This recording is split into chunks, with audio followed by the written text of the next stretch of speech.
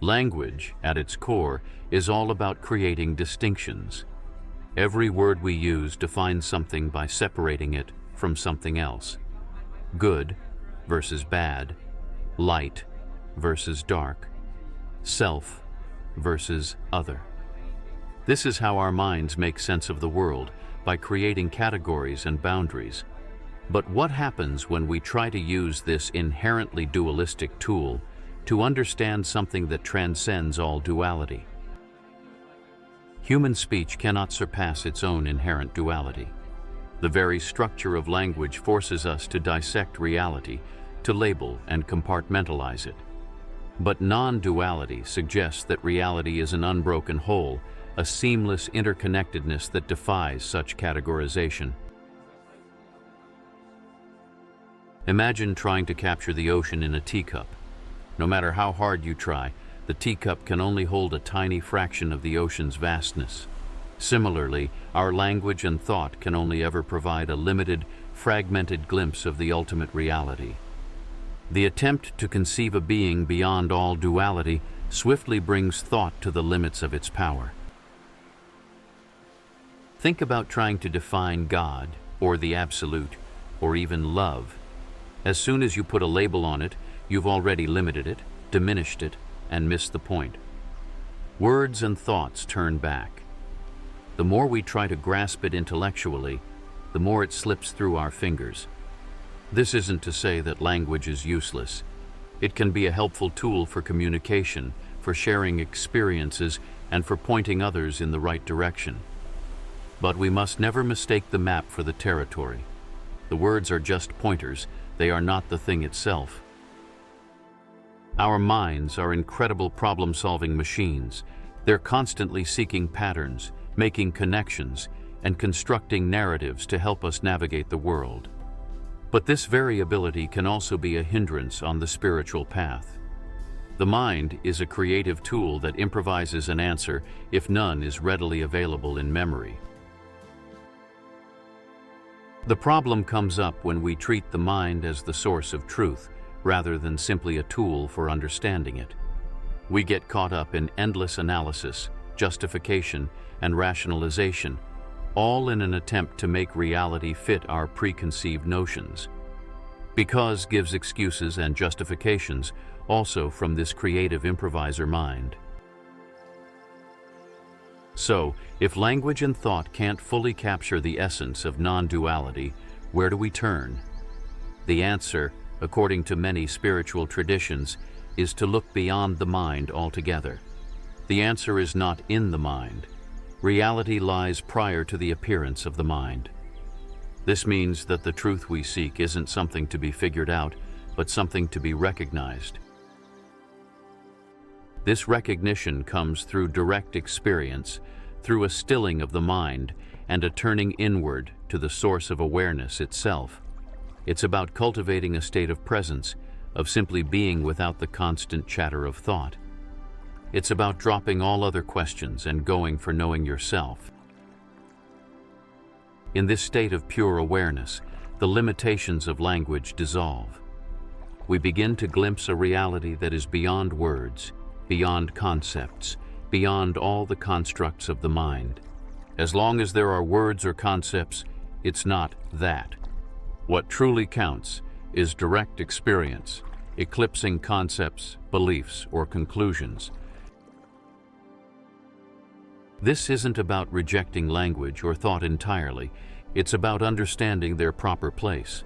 They can be useful tools, but they are not the ultimate destination. The goal is to transcend the limitations of the mind and experience reality directly, in its unadulterated form. The great news is that this natural state isn't something we have to achieve or attain. It's already here, always present, but often obscured by the constant activity of our minds. It's like the sky hidden behind the clouds. The natural state is not an attainment, but a recognition of the natural state of affairs, which was always present but overlooked. With diminished intensity of cloud cover, the sky becomes clearer, which is an introduction to recognizing the natural state. No real sacrifice is required. What is to die was never born. It's not about becoming someone new, but about uncovering the truth of who you already are. It's about recognizing that you are not the limited, separate self you thought you were, but rather an integral part of the boundless, interconnected whole. The belief in multiple awakenings or gradually getting there is not supported. Awakening, paths, stages, gurus, or whatever, are simply notions coming and going in the space of being awareness. One of the biggest traps on the spiritual path is getting caught up in intellectual understanding. We read books, listen to talks, and accumulate knowledge, but we fail to translate that knowledge into direct experience.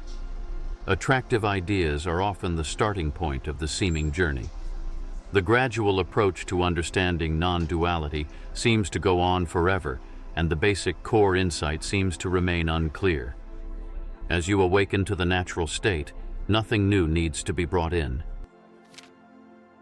We start believing that we need to do something, achieve something, or become someone in order to realize our true nature.